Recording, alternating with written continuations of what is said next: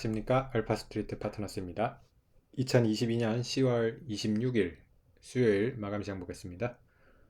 네, 코스피 지수가 0.65% 올라서 2249로 마감을 했습니다.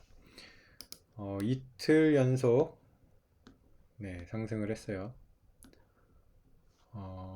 네, 하루 쉬고 이틀 연속이네요. 24일에 이제 1% 오르고 25일에 거의 보합이었고 26일에 이렇게 오늘 또 오르면서 반등을 조금 이어가고는 있습니다.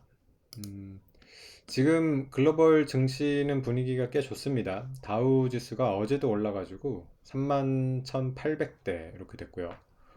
나스닥은 더 크게 올라가지고 11,000대를 넘어갔습니다. S&P 500은 3,850대 정도 됩니다. 그래서 코스피 반등은 좀 아쉽습니다. 지금 뭐 다우나 니케이 이렇게 올라온 거에 비해서는 코스피 지수는 너무 낮죠. 2250대 이러다 보니까 상대적으로 좀 아쉬운데, 그래도 어쨌든 뭐 이렇게 계속 분위기가 좋으면 우리나라가 더 강하게 올라갈 그런 날도 올 수 있을 것 같습니다. 오늘 또 보면 외국인이 6천억대 이렇게 사면서 좀 크게 샀어요. 그래서 외국인 순매수가 10월 달 내내 계속 이어지고 있는데, 오늘은 제법 큽니다. 6천억대 이렇게 사면서 수급적으로 굉장히 좋은 모습이 나오고 있습니다. 다만 지금 우리나라 경제 상황은 그렇게 지금 좋은 편은 아닌데요. 지금 채권 시장 문제도 여전히 계속 있고요. 리츠 주식이나 이런 게 지금 하나도 못 올라오고 있죠. 그래서 계속 문제가 여전한데, 다만 이제 시가총액 상위 종목을 이제 외국인들이 많이 사면서 그러면서 이제 지수는 어쨌든 플러스가 나고 있습니다.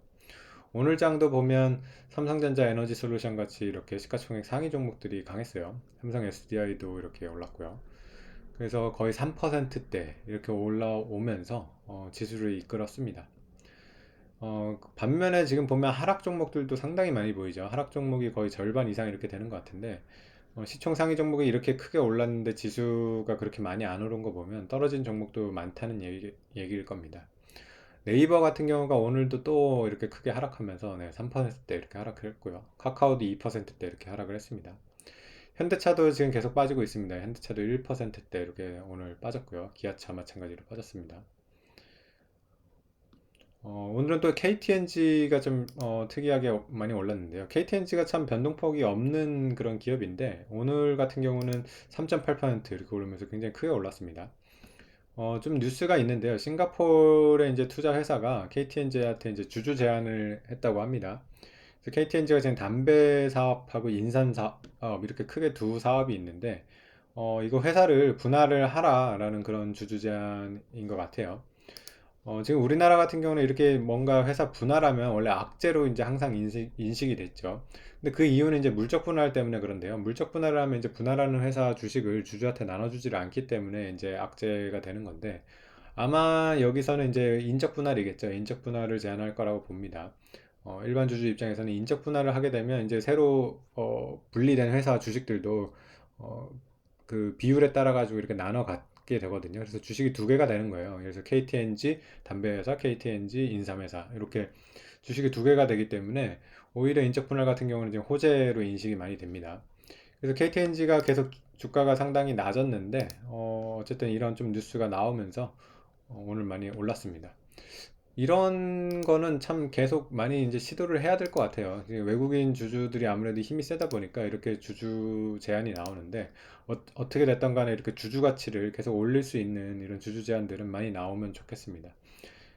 어쨌든 주주가 이 회사의 주인이라는 그런 거가 참 우리나라에서는 잘 안 지켜지는데, 어쨌든 주주들한테 이렇게 최대한 이익을 줄 수 있는 이런 결정들은 계속 많이 나와야겠죠.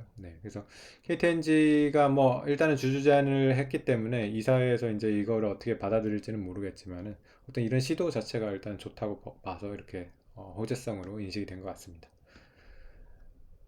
그 외에는 이제 보면 아모레퍼시픽이나 LG생활건강 같이 이렇게 좀 필수 소비재, 좀 화장품 쪽인데 아무래도 이런 데가 많이 빠졌네요. 또 7%대, 3%대 이렇게 빠졌습니다. 원래 이게 이제 필수 소비자로 분류가 되기는 하는데 우리나라 같은 경우는 이제 화장품 또 중국 비중이 높다 보니까 요즘에 이제 또 이렇게 안 좋게 인식이 되는 것 같아요. 중국이 지금 참 어렵죠 보면. 네. 그리고 미국의 이제 IRA 이 법안 수혜주인 이제 하나솔루션 같은 경우는 계속 강한 모습을 보여줍니다. 2.6% 이렇게 올랐고요. 네, 그래서 우리나라 지수는 지금 참 낮은 수준이긴 한데 외국인 매수가 계속 이어지고 있다는 점에서 이런 게 좀 긍정적인 거로 보이고요. 분명히 뭔가 이제 좀 상황이 풀리면 우리나라 지수도 꽤 올라갈 수 있는 그런 어, 상황이 될 것 같거든요. 네, 그래서 일단은 지금 이렇게 세계 증시가 이렇게 올라오고 있는 그런 상황, 네, 그런 거가 이제 좀 기대가 되는 부분입니다. 어, 지금 뭐 세계 증시는 보면 이제까지 걱정했던 그 미국의 긴축이나 금리 그리고 물가 이거에 대한 일단은 걱정이 조금은 완화되는 그런 느낌이에요. 이게 이제 확실하게 그렇게 되는지는 좀 더 시간이 지나봐야지 알겠지만은 일단은 지금 채권 금리가 떨어지고 있고요. 미국의 이제 금리 인상도 어느 정도 좀 누그러들 거라는 그런 기대가 있고요. 그 다음에 이제 물가 같은 경우도 이제 좀 빠질 거라는 기대가 있습니다. 근데 아직까지는 이제 기대고 이제 그게 확실하게 되는지 확인을 하는 그런 과정이 필요하겠죠. 미국 증시 같은 경우는 지금 좀 선물이 빠지고 있는데 나스닥이 많이 빠지고 있습니다. 간밤에 이제 구글이랑 마이크로소프트가 장 후에 이제 실적 발표를 했는데 실적이 별로 안 좋았어요. 그래가지고 이제 이렇게 빠지는데 이게 이제 뭐 그렇다고 이렇게 지금 최근에 이렇게 상승장을 꺾을 정도는 아니라고 봅니다. 네, 그래서 일단은 실적이 잘 나왔으면 좋았을 텐데 실적이 일단 잘 안 나오는 바람에 오늘 밤 뭐 미국 증시는 좀 빠질 거로 이렇게 보이긴 합니다. 최대한 뭐 하락폭이 적은 편이 되면 좋을 것 같습니다. 네, 오늘 시황은 여기까지 하겠습니다. 감사합니다.